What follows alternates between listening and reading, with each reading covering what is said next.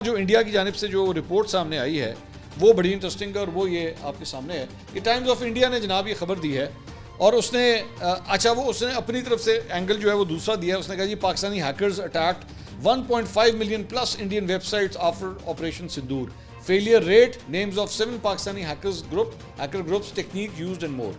आगे कहता है कि जी इन्होंने 15 लाख साइबर अटैक्स किए हैं।